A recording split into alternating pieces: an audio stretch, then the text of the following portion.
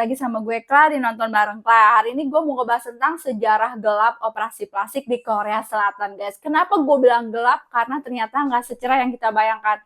Memang karena K-pop, tapi ternyata ada alasan historis lainnya yang menurut gue cukup dark ya, guys. Dan bikin cukup miris, guys.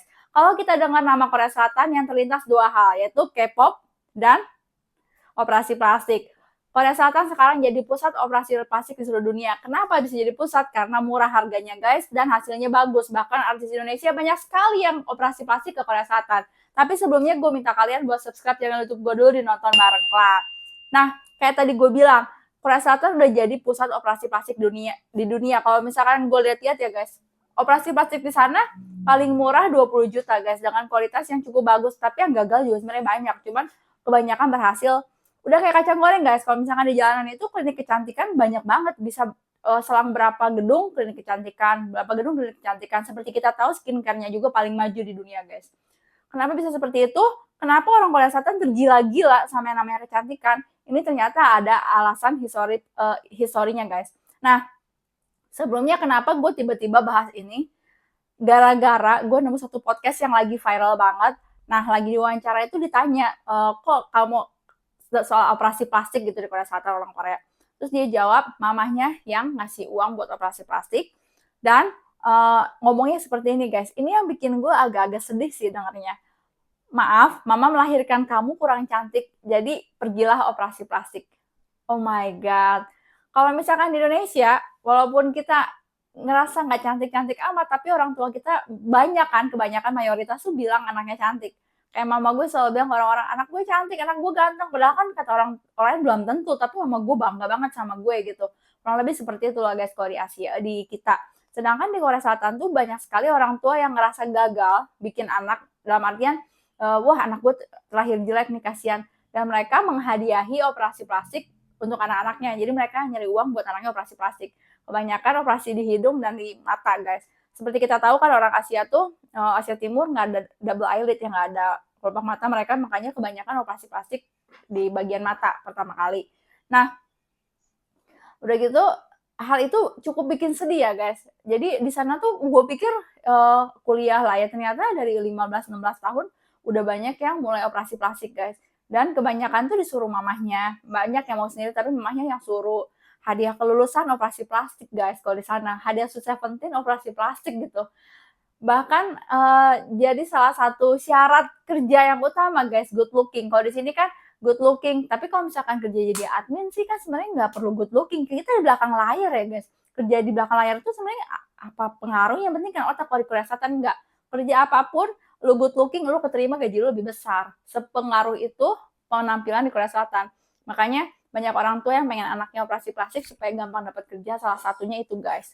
Dan ngerasa anaknya kurang cantik gitu, karena standar kecantikan di sana udah semakin gak masuk akal, guys.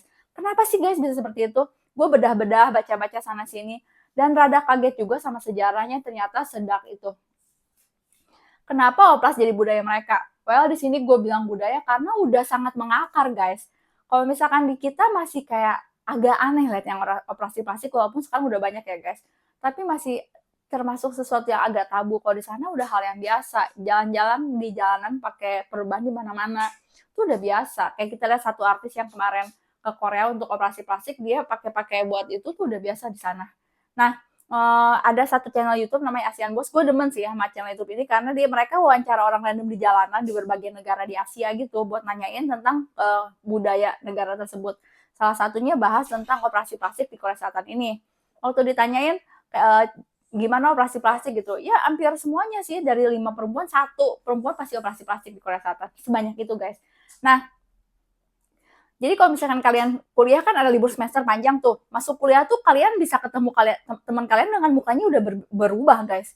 Tiba-tiba hidungnya jadi lebih kecil, matanya jadi lebih bulat gitu. Dan hal itu hal yang biasa, orang-orang nggak kaget kayak, kok beda? Enggak gitu, kayak oh dia habis operasi plastik, ya udah well, beres gitu. Dan bahkan masih ada yang katanya masih pakai plester-plester gitu ke sekolah karena belum sembuh, tapi mereka masih enjoy-nya dan ngerasa hal itu hal biasa. Jadi hal yang lumrah, makanya gue bilang sini udah jadi budaya karena udah turun-menurun dan jadi sesuatu yang umum, guys, di sana gitu. Nah, kenapa sih bisa seperti itu?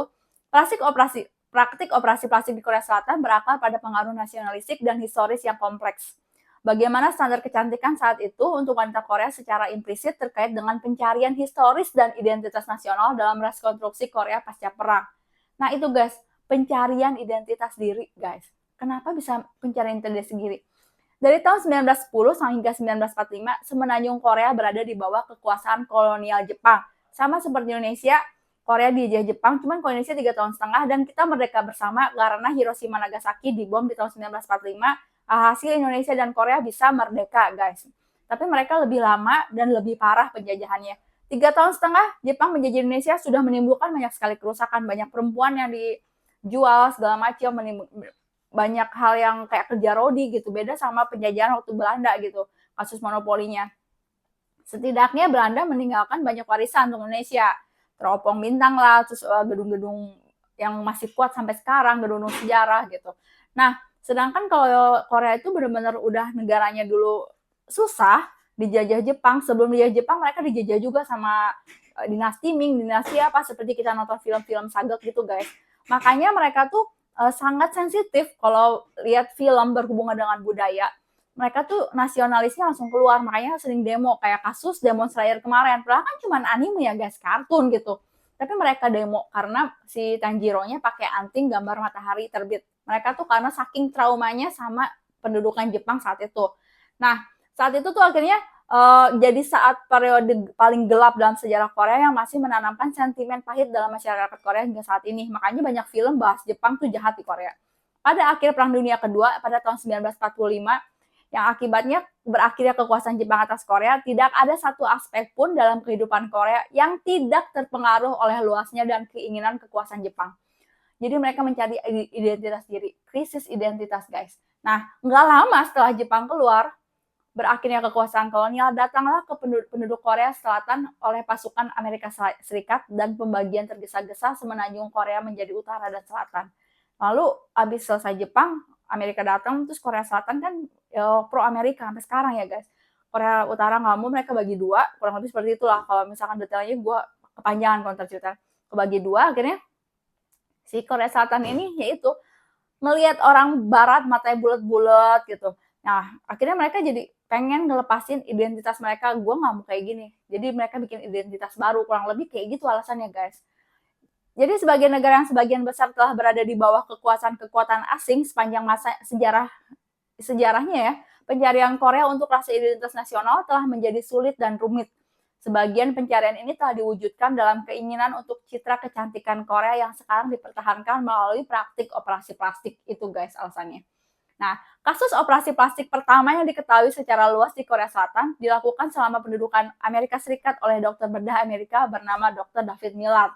Ini adalah awal dari popularitas blepharoplasty atau operasi double eyelid yang digunakan untuk membuat mata orang Asia jadi lebih bulat. Karena kan kalau kita tahu Asia Timur tadi gue bilang matanya nggak ada double eyelid ya, nggak ada kelopak mata. Makanya bersyukurlah kalian jadi orang Indonesia punya kelopak mata dan mata yang bulat bagus itu yang dipengen sama orang-orang Asia Timur guys.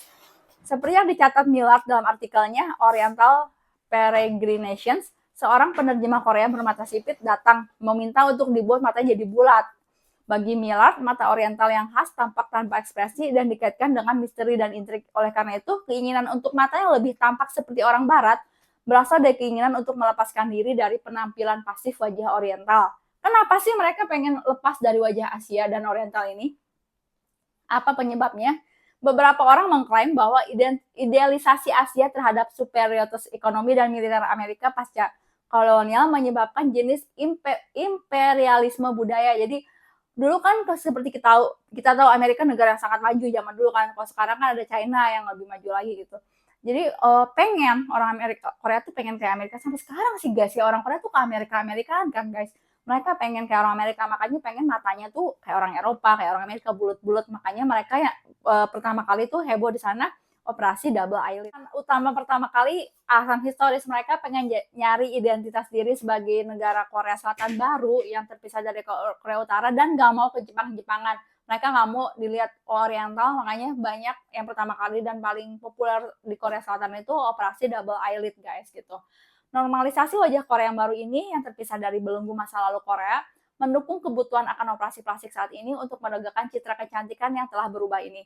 Akibatnya, diskusi terkini tentang operasi plastik di kalangan warga Korea Selatan saat ini menegakkan gagasan bahwa kecantikan dan tampilan Korea terkait dengan sentimen kebanggaan dan identitas nasional. Jadi alasannya itu guys, identitas diri. Mereka tuh krisis identitas guys sebagai negara, menurut gue seperti itu. Tampilan Korea dan wawancara kontemporer di Korea Selatan tentang kecantikan operasi plastik itu cukup jadi identitas nasional seperti gue bilang tadi. Sebagian besar narasi yang dikemukakan oleh ahli bedah plastik Korea itu menunjukkan hal ini dengan menempatkan operasi plastik sebagai mercusuar kebanggaan nasional bagi warga Korea. Kenapa disebut kebanggaan? Karena mereka sekarang udah jauh lebih maju banget. Awalnya kan dari Amerika, terus mereka sekarang lebih maju banget sampai akhirnya terkenal di dunia jadi pusat operasi plastik. Jadi itu jadi sebagai ciri khas negara Korea Selatan sih. Mereka jadikan itu ciri khas dan mereka bangga. Walaupun kalau misalkan bagi orang kita tuh kok bangga sih gitu, wajah lu nggak asli gitu kan. Tapi kok buat mereka tuh bangga. Ada seorang wanita muda ngomong kayak gini, saya mendengar bahwa orang asing datang ke Korea hanya untuk bedah plastik. Saya yakin bahwa hal ini menunjukkan bahwa teknologi bedah plastik Korea sangat maju dibandingkan dengan negara-negara asing. Katanya seperti itu, mereka bangga intinya seperti itu. Dan lalu masuk ke era K-pop dan idol di Korea Selatan. Ini yang bikin tambah parah guys. Dulu udah lumayan banyak, lalu masuklah budaya K-pop dan idol di mana sebenarnya di setiap negara pun yang dipilih untuk jadi artis tuh pasti yang cantik-cantik, di filter gitu kan. Yang jadi seleb tuh yang cantik-cantik kan, dimanapun seperti itu. Nah, tapi kalau di Korea Selatan itu jadi obsesi guys. Jadi obsesi, jadi mereka tuh pengen kayak idolnya. Kayak misalkan idolnya punya barang apa, mereka tuh langsung pada beli gitu yang sama gitu. Sangat berpengaruh. Di sana tuh berita politik nggak kayak di sini guys, laku. Di sana tuh orang lebih males ngomongin politik, mereka lebih seneng berita artis guys. Di sini juga sama sih, cuman di sana lebih parah lagi. Nah, di YouTube Asian Boss kalian bisa denger wawancara juga. Kalau misalkan orang tuh ya lihat, kayaknya kalau artis rata-rata ya hidungnya mancung-mancung gitu, makanya mereka pada operasi hidung supaya hidungnya mancung gitu, kurang lebih kayak gitu guys. Jadi alasan yang kedua karena budaya K-pop dan idol yang bikin standar kecantikan mereka tuh ya seperti itu. Jadi kalau misalkan nggak kayak gitu dianggapnya jelek guys.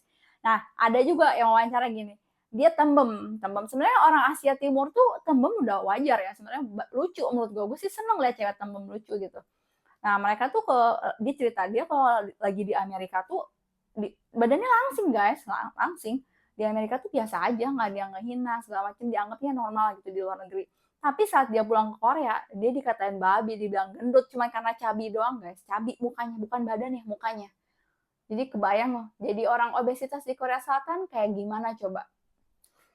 Dan itu yang tadi gue bilang untuk pekerjaan guys. Jadi pertama cari identitas nasional, ini yang paling dark. Yang kedua karena idol dan K-pop. Yang ketiga akhirnya karena sudah membudaya, jadi syarat masuk kerja. Kamu harus good looking. Mau kerja apapun itu, kamu harus good looking. Gaji kamu bakal lebih besar. Kesempatan kamu diterima lebih besar. Ada orang udah maka katanya banyak ya. Di sana tuh CV tuh harus pakai foto. Jadi kayak lamar model gitu guys. Makanya banyak yang Photoshop segala macem. Bahkan banyak yang operasi plastik dulu baru lamar kerja. Supaya kesempatan kerjanya keterima lebih besar. Kayak di film-film lah. Apalagi kalau umurnya udah tua, udah lu kalah sama yang muda. Walaupun lu lebih pintar, lebih jago. Itu lebih ngeri lagi gitu. Nah, pada tahun 2003 ada kata namanya Omojisangjuui gitu ya kalau nggak salah bacanya. Pertama kali muncul dalam kamus Neologisme Institut Nasional Bahasa Korea.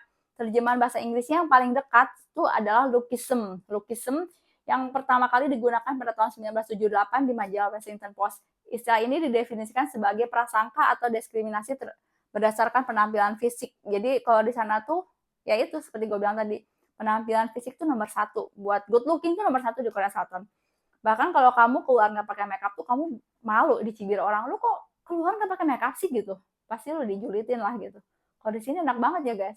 Ke Alfamart masih bisa pakai daster. Bahkan gue pernah lihat orang ke mall pakai piyama, santai aja, nggak ada yang ngejudge. Ya pasti ada yang liatin lah, cuman pakai sandal jepit. Gue pernah ke mall besar, cuek aja gitu. Walaupun ya agak sedikit malu, tapi nggak sampai kayak di sana. Di sana pakai nggak make upan aja diomongin gitu. Sebegitu darknya guys operasi plastik di Korea Selatan, supaya kita juga ngerti kenapa sih kok bisa gitu. Gue juga jadi tahu gitu akhirnya, oh ternyata sejarah mereka yang bikin mereka tuh Seperti itu. Terima kasih yang udah nonton. Sorry kalau misalnya ada salah informasi atau kata. Nanti kita ketemu di konten berikutnya. Bye.